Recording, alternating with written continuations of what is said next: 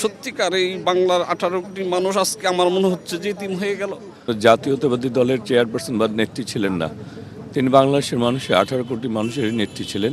বাংলাদেশ যখনই সংকটে পড়তো, সেই গণতন্ত্রের স্বাধীনতার মানুষের তখনই মানুষ তাকে স্মরণ করত, তার কাছে আশ্রয় নিত, তিনি মানুষের পাশে দাঁড়াতেন। এদেশে কৃষক শ্রমিক খেটে খাওয়া মানুষের তিনি ছিলেন চাপ আর আশ্রয়স্থল। যে মানুষটা গণতন্ত্রের জন্য আজীবন লড়াই করেছেন, একেবারে রাস্তায় নেমে কখনো তিনি আপোষের চোরাবালিতে যাননি। দেশনেত্রী বেগম খালেদা জিয়ার সব বলা অল্প সময়ের ভিতরে খুব কঠিন। তিনি হচ্ছেন তেমন মানুষ যে মানুষ নিয়ে দেশবাসী অহংকার করে, গর্ব করে। আমরা আজকে সেই মহর্ষির নারী গিয়ে হারিয়ে আমরা আজকে ব্যাকুলতা হয়ে গেছি। সত্যিকার এই বাংলার 18 কোটি মানুষ আজকে আমার মনে হচ্ছে যে এতিম হয়ে গেল। উনি গণতন্ত্রের জন্য, এই মানুষের জন্য, জাতিকে সভ্যতা করার জন্য অবনতিক শিক্ষা ব্যবস্থা থেকে শুরু করে সমস্ত খাতকেও উনার যে দেশপ্রেম ছিল সেটা অকল্পনীয়। আজকে আমাদের যে কি হারিয়ে ফেললাম, এটা আমরা ভাষায় প্রকাশ করতে পারছি না।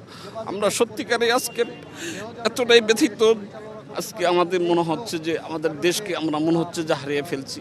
তারপর আমাদের এই প্রিয় নেত্রীর জন্য সর্বশেষ আমরা এই কামনাটাই করি, আল্লাহ পাক যেন ওনাকে ভেস্তবাসী করেন। আমাদের নেত্রী চলে যায় নাই, আমাদের নেত্রী হয়তো ওনার দেহটা চলে গেছে, ওনার আমাদের মাঝে মনে হয় আমাদের মাঝে থাকবেন। ওনার সমস্ত আদর্শ, সমস্ত ভালো কাজগুলো আমরা দেশবাসী তথা ওনার যে সুযোগ্য সন্তান তারেক রহমান, ইনশাল্লাহ ওনার যে ভালো চাওয়া, এই দেশবাসীর জন্য ভালো চাওয়া ছিল, আশা করি সেগুলো কাজ করবে। আজকে দেশনেত্রী বেগম খালেদা জিয়া সারা বাংলাদেশের মানুষের মন জয় করতে পেরেছেন এবং সারা বাংলাদেশে আপনারা দেখেছেন সারা বাংলাদেশের মানুষ দেশনেত্রী বেগম খালেদার জন্য কীভাবে দোয়া করেছেন। তারা চেয়েছিলেন দেশনেত্রী বেগম খালেদা জিয়া সুস্থ হয়ে আবার বাংলাদেশে ফিরে এসে নতুন বাংলাদেশে যে শুভ সূচনা হবে বিএনপির ভারপ্রাপ্ত চেয়ারম্যান জনাব তারেক রহমানের হাত ধরে, সেটি যাতে দেশনেত্রী বেগম খালেদা জিয়া দেখে যেতে পারেন। ওনার যে চলে যাওয়া অপুরন্ত ক্ষতি আমাদের হয়েছে, এই ক্ষতি পোষানোর ক্ষমতা আমাদের নেই।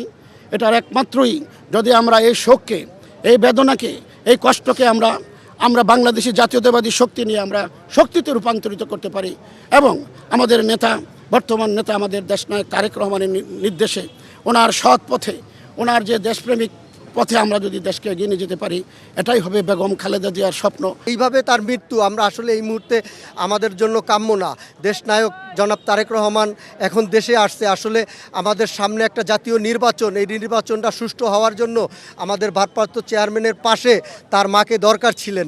আর সে যদি এই মুহূর্তে বেঁচে থাকতেন, বাংলাদেশের সামনে আগামী দিনের যে ভবিষ্যৎ, সুন্দর একটা ভবিষ্যৎ, স্বপ্নের একটা বাংলাদেশ হইতো।